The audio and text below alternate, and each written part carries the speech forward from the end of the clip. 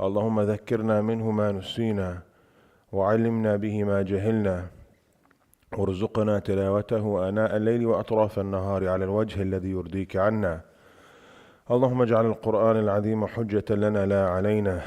اللهم اجعل القرآن العظيم حجة لنا لا علينا.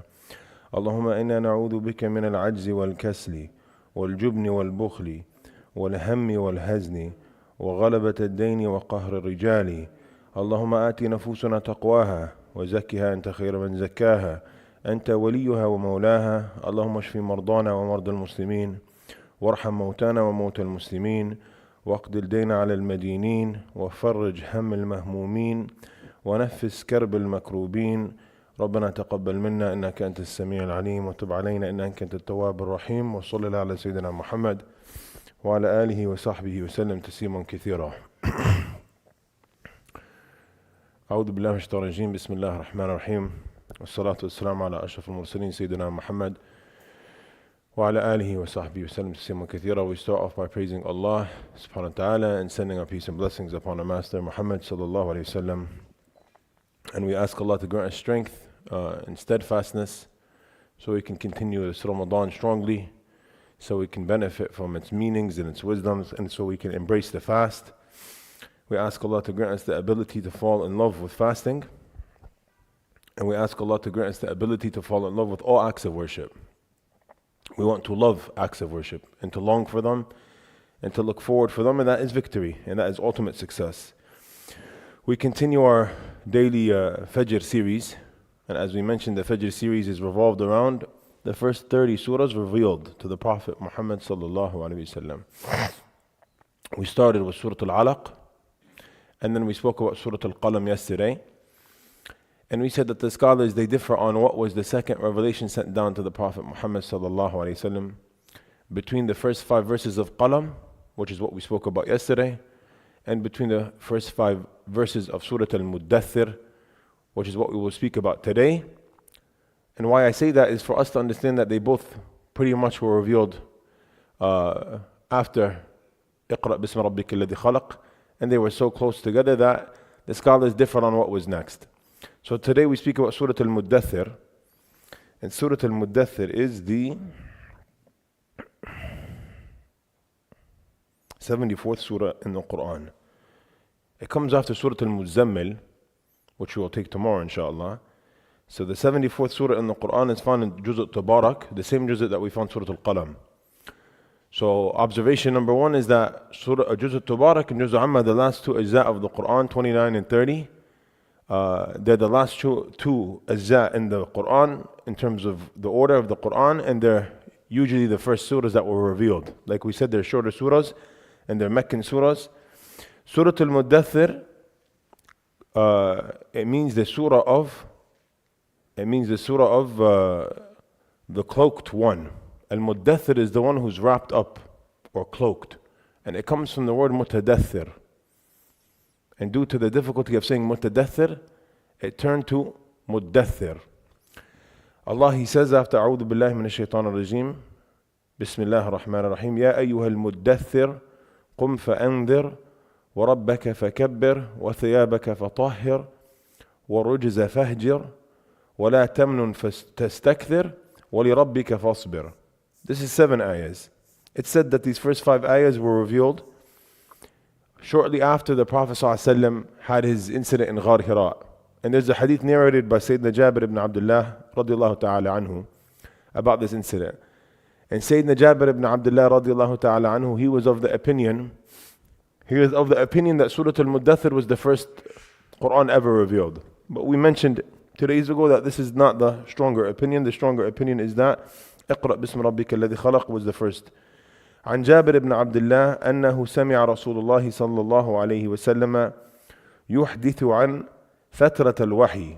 It has been narrated on Sayyidina Jabir ibn Abdullah, on behalf of Sayyidina Jabir ibn Abdullah, that he spoke about the Prophet Muhammad sallallahu alayhi wasallam, and he narrates that the Prophet was speaking about the time period where the revelation stopped, the time period in which the revelation stopped, Fatratul Wahi. They say this took place after the initial revelation of Iqra bismi rabbika alladhi khalaq. After this initial revelation, They say there was a time period that lapsed, that it was a bit of time where the revelation stopped coming down, and it caused the Prophet ﷺ to have sadness. So he speaks about this time period now. He's waiting for revelation to come again. He got some revelation in the very beginning, and it stopped for a bit. The Prophet, he says, فَبَيْنَ أَنَا أَمْشِي سَمِعْتُ صَوْتًا مِنَ السَّمَاءِ فَرَفَعْتُ بَصَرِي قِبْلَ السَّمَاءِ. This is narrated in Sahih Bukhari. فَإِذَا الْمَلَكُ الَّذِي جَاءَنِي بِحَرَّاءٍ قَاعِدٌ عَلَى كُرْسِيٍّ بين السماء والأرض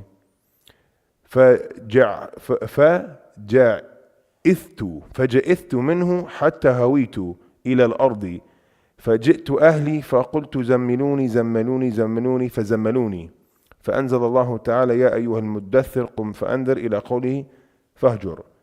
قال أبو سلمة والرجز الأوثان ثم حمي الوحي وتتابع. The Prophet ﷺ, he said, after speaking in regards to this time period right after the first initial revelation where the revelation stopped, he said, one day I was walking and I heard a voice coming from the sky. So I looked up and I looked up to the sky, and I see the angel, the same angel that came to me, Jibreel alayhi salam. The same angel that came to me in Ghar Hira, Bihara'in. Qa'idun ala kursi. He sees Jibreel alayhi salam sitting on a massive chair or throne. Bayn as-sama'i wal-ard. He sees him in the sky between the heavens and the earth. فَجَئِثْتُ. He said, so I was extremely frightened. I was so frightened that, he says, فَجَئِثْتُ مِنْهُ حَتَّى هَوِيتُ إِلَى الْأَرْضِ. He says he stumbled and he fell and he tripped. Because when you're walking and you look up and you see a massive angel the size of the sky, you become frightened. It's normal. No, this is normal to be scared. You know, he got frightened and he fell. So the Prophet describes, he says he fell. فَجِئْتُ أَهْلِي. And then he went running home. So the Prophet, due to this incident,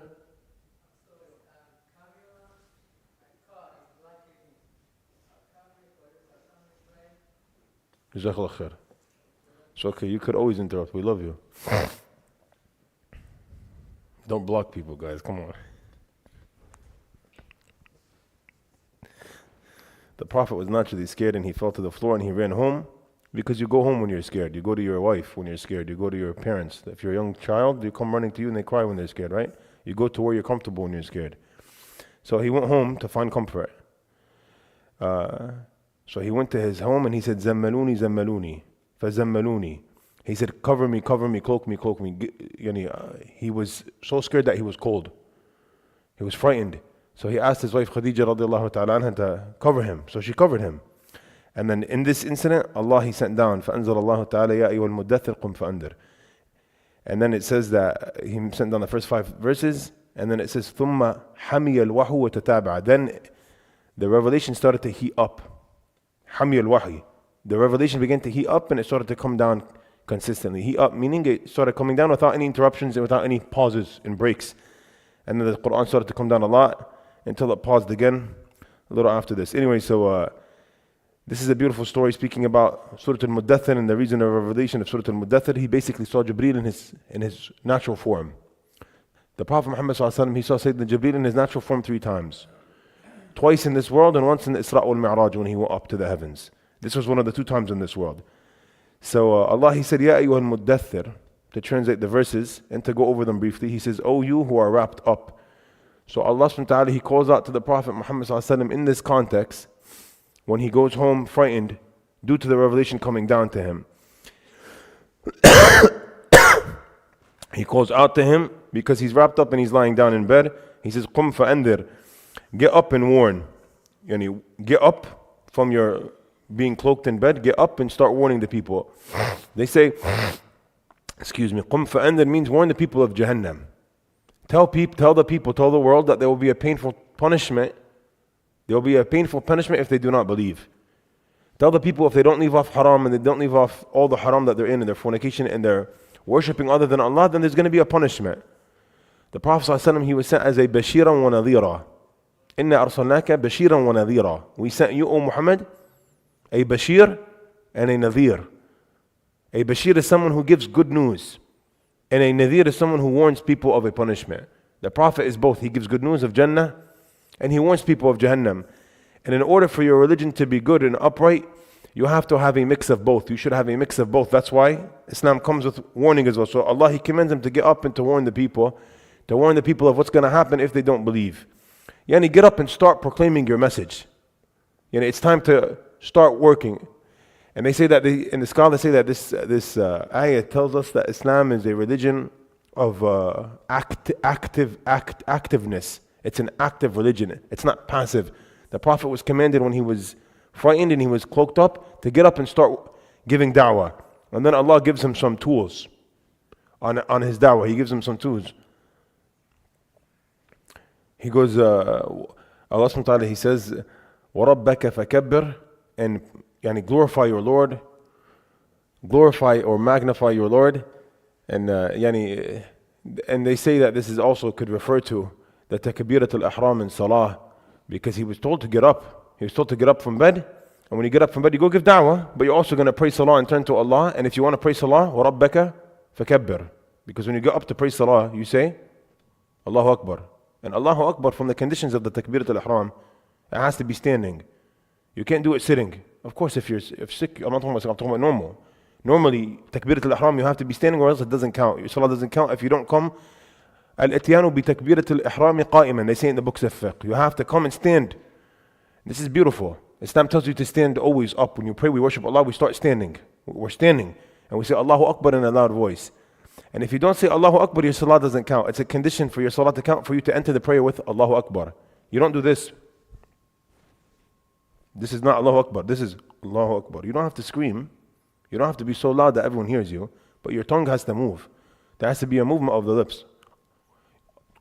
You know, if you're by yourself, if you're Allahu Akbar, you have to say takbirat al-ihram. So when you say takbirat al-ihram and you join the salah, or when you say Allahu Akbar at any times, you're subconsciously reminding yourself that Allah is greater than any issue you're going to deal with. And Allah is greater than your job, and Allah is greater than everything. So Allah, He says, وَرَبَّكَ فَكَبِّرْ وَثَيَابَكَ فَطَهِّرْ, and your garment purify, and purify your garment. This could literally mean make sure your garment is pure, and this also means to be sincere and to purify your heart and to leave off haram. And this ayah, the Imam al-Qurtubi, he brings 8 meanings for this ayah. 8. He goes, it means to clean your body, it means to clean your intention, it means to purify your heart, it means to purify your soul, it means to purify your family, it means to wear your thobe, when you wear your garment with the proper intention. It means to make sure that when you buy the thobe is brought with halal means. He brought 8 different meanings of what this ayah means. Subhanallah.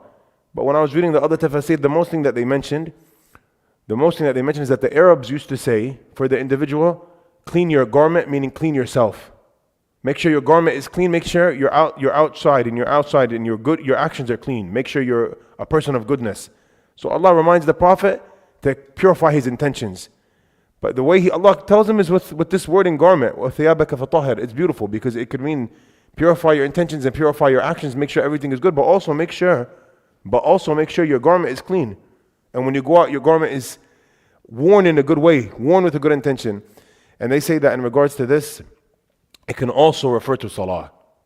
Because if we're going to say وَرَبَّكَ فَكَبِّرْ, you say Allahu Akbar, that's a condition of salah, takbirat al-ihram. Another condition of validity of your prayer is وَثِيَابَكَ فَطَهِّرْ. Your garment has to be pure from any impurities. In order to pray salah, you can't have blood on your garment or urine, right? You have to be pure. So, and then Allah, He says, وَالرُّجْزَ فَهْجُرْ, and leave off impurities. Or we could translate it to say, and shun the idols. وَالرُّجْزَ فَهْجُرْ. Allah, He refers to the awthan and the idols as rijis, or impurities, because the worship of idols is impure. Shirk itself, associating partners with Allah, in its essence is impure. It's an impure belief. So Allah refers to it as najis, rijis. It's dirty. فَجْتَنِبُوا الرِّجِسَ مِنَ الْأَوْثَانِ وَجْتَنِبُوا قَوْلَ الزُّورِ. Allah, He says in Surat al-Hajj. So He says, وَالرُّجِزَ فَهْجُرْ, leave off impurities and leave off worshipping of idols. Be pure now, forever. And of course the Prophet ﷺ never worshipped an idol, but he's going to go now propagate to the people to stop. وَلَا تَمْنُن تَسْتَكْثُرْ. I brought 2 more ayahs. وَلَا تَمْنُن تَسْتَكْثُرْ. And do not do a favor expecting more in return. Don't do good, and the only reason why you do good is because you expect good in return. No, do good because good is good.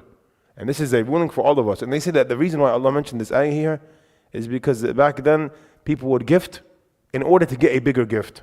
Like his intention was when he gifts, when he does good, it's because he wants big. No, no, no. In Islam, you do good for the sake of Allah. You don't do good for the sake of maslahah. Big, very important. You don't do good for the sake of getting something back in return. Your return on investment in Islam, your return on investment is ajr wa thawab and Allah, in sincerity. So وَلَا تَمْنُنْ تَسْتَكْثِرْ. Do not do a favor. This ayah is general for all of us. Do not do a favor expecting more in return. On the contrary, do good for good. Do good for the cause of good. وَلِرَبِّكَ فَاصْبِرْ. And for your Lord be patient. But for your Lord be patient and be patient. And we end with this ayah. وَلِرَبِّكَ فَاصْبِرْ. The Prophet ﷺ, he was ultimately commanded to be patient for the sake of Allah and to seek assistance through Allah. And he needed to hear that because this was the beginning of a long journey for the Prophet Muhammad sallallahu alaihi wasallam. This was the very beginning of the revelation. And the Prophet Muhammad sallallahu alaihi wasallam, at this timing, he did not know that when he goes out and he starts to proclaim the message, and when he starts to give da'wah, he would be, the reaction would be as bad as it was.